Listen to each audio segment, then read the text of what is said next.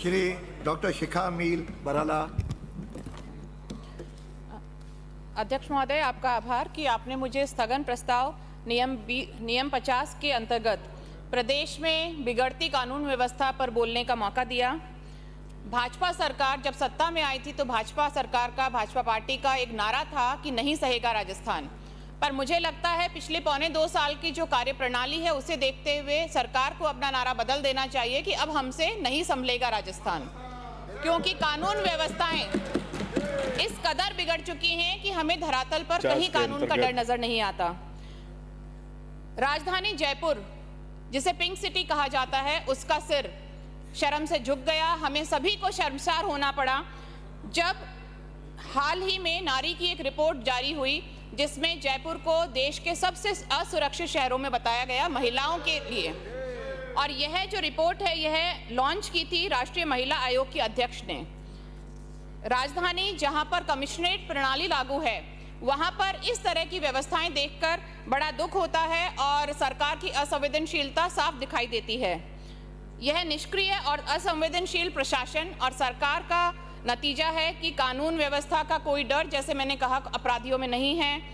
School जाती बालिकाओं का अपहरण हो रहा है, गैंग रेप हो रहे हैं, विदेशी महिला टूरिस्ट तक से छेड़छाड़ और बलात्कार के मामले सामने आ रहे हैं, घरेलू हिंसा, कार्यस्थली पर मानसिक और शारीरिक उत्पीड़न हो रहा है, घरों में घुसकर चेन स्नैचिंग की घटनाएं हो रही हैं। इससे ज़्यादा शर्म करने वाली कोई बात नहीं होगी हमारे पुलिस प्रशासन के लिए।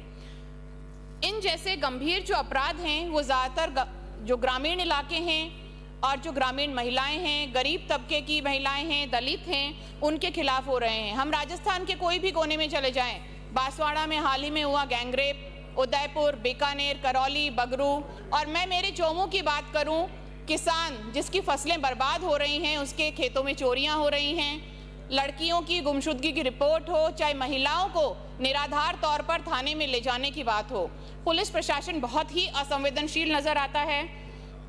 और खास बात तो ये है कि जब राजस्थान की महिला आला अधिकारी वही सुरक्षित नहीं है, उन पर ही बिना विधि पूर्वक सर्विलेंस की जाती है, तो एक आम महिला अपने आप को सुरक्षित महसूस कर ही नहीं सकती।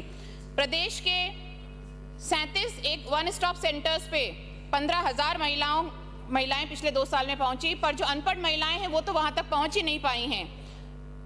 लोकसभा स्पीकर के बेहद करीबी व्यक्ति मानव तस्करी के आरोप उन पर लगे, तो ये हमारे राजस्थान के लिए एक बहुत ही शर्मसार करने वाली बात है।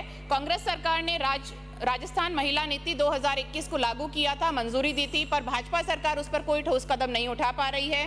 रक्षाबंधन के नाम पर बिरला ऑडिटोरियम में एक कार्यक्रम करके इतिश्री करने से काफी नहीं होगा।